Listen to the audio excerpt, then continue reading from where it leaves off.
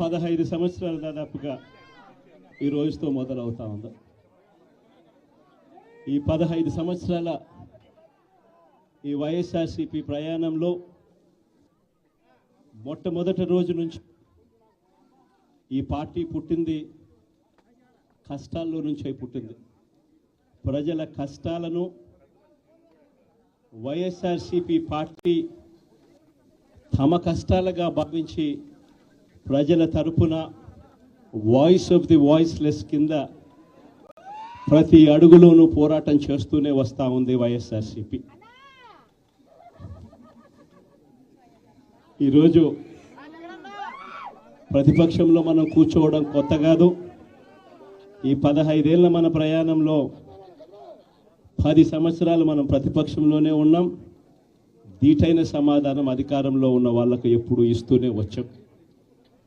కళ్ళు మూసుకొని కళ్ళు తెరిచేసరికి సంవత్సరం అయిపోయింది. ఇప్పటికే మరో 3 సంవత్సరాలు 4 సంవత్సరాలలో మళ్ళీ ఈసారి వచ్చేది మళ్ళీ వైఎస్ఆర్సీపీ పార్టీనే.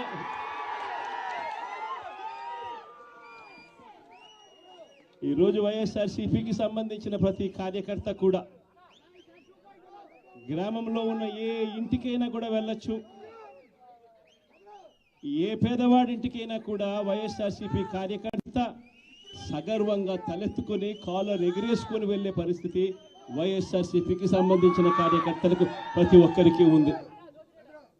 ఏ ఇంట్లోకి వెళ్ళినా కూడా వైఎస్ఆర్సీపీ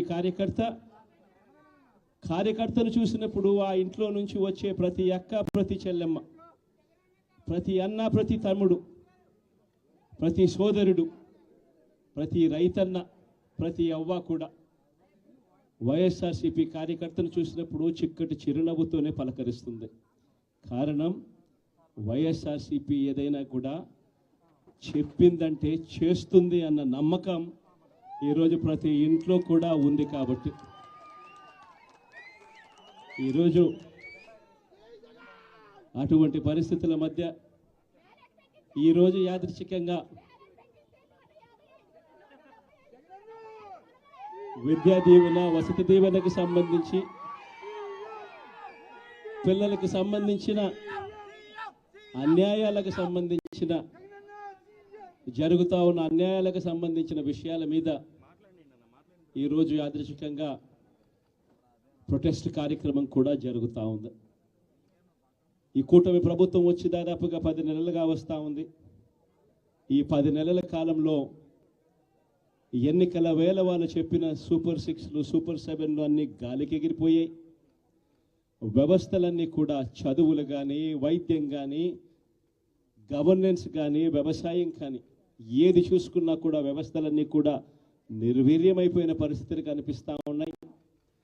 ఈరోజు పిల్లలకు సంబంధించిన ఫీజులకు సంబంధించిన బకాయిలు కూడా సంవత్సర కాలంలో ఫీజు రీయింబర్స్మెంట్కు కావాల్సింది ఒక్కొక్క క్వార్టర్కు 700 కోట్ల రూపాయలు చొప్పున సంవత్సరానికి 2800 కోట్ల రూపాయలు విద్యా దీవెన కింద 4 క్వార్టర్లకు సంబంధించిన కేటాయింపులు చేయాలి.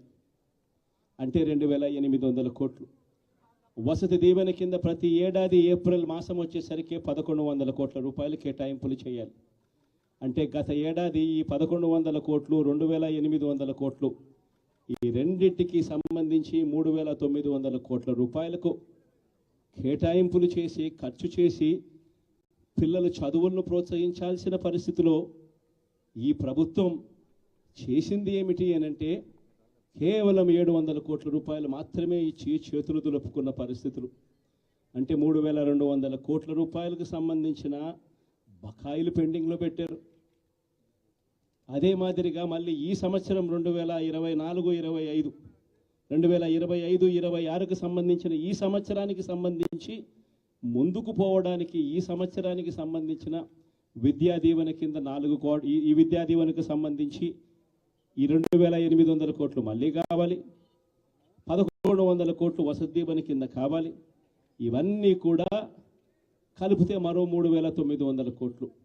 సో ఆ 3200 కోట్లు, ఈ 3900 కోట్లు దాదాపుగా 7100 కోట్ల రూపాయలకు సంబంధించిన పిల్లలకు సంబంధించిన చదువులకు సంబంధించిన కేటాయింపులు చేసి చదువులను ఆదుకోవాల్సింది పోయి పిల్లలను ఆదుకోవాల్సింది పోయి కేవలం 2,600 కోట్లు మాత్రమే కేటాయింపులు చేశామన్నట్టుగా చేసి పిల్లల చదువులతో ఆడుకుంటా ఉన్న ఈ ప్రభుత్వానికి బుద్ధి చెప్పే కార్యక్రమం పిల్లలతో పాటు పిల్లల తల్లిదండ్రులతో పాటు కలిసి చేసే కార్యక్రమం కూడా యాదృచ్ఛికంగా ఈరోజు ప్రొటెస్ట్ కార్యక్రమం కూడా ఈ రోజే కూడా జరుగుతూ ఉందని కూడా చెప్పడానికి కూడా సంతోషపడతా ఉన్నా. వైఎస్ఆర్సీపీ ప్రభుత్వం ఎప్పుడూ కూడా ప్రజలకు తోడుగా ఉంటుంది, ప్రజలకు ఎప్పుడూ కూడా అండగా నిలబడుతుంది, ప్రజల తరపున ఎప్పుడు గొంతుకై వైఎస్ఆర్సీపీ ఎప్పుడూ ప్రజలకు అండగా ఉంటుందని మరొకసారి తెలియజేస్తూ ఈరోజు ప్రొటెస్ట్ కార్యక్రమంలో పాల్పంచుకుంటా ఉన్న ప్రతి ఒక్కరికి, ప్రతి కార్యకర్తకు, ప్రతి నాయకునికి, అదేవిధంగా పిల్లల తరపున పిల్లల తల్లిదండ్రుల తరపున వాళ్ళతో పాటు కలిసికట్టుగా ప్రయాణం చేస్తూ ఉన్న ప్రతి ఒక్కరికి కూడా ఈ సందర్భంగా మీ అందరికీ కూడా చేతులు జోడించి పేరు పేరున మీ అందరికీ కూడా కృతజ్ఞతలు తెలుపుతా ఉన్నాను.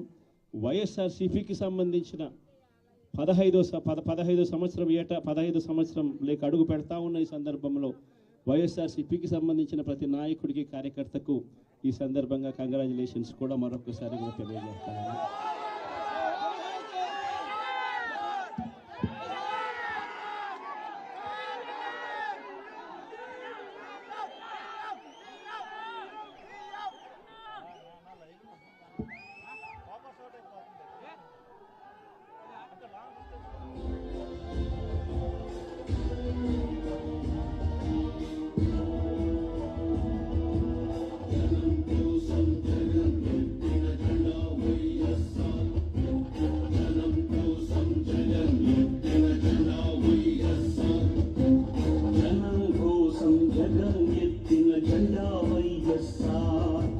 జనం కోరిన జగన్ ఇచ్చిన ఎజెండా వైఎస్ఆర్.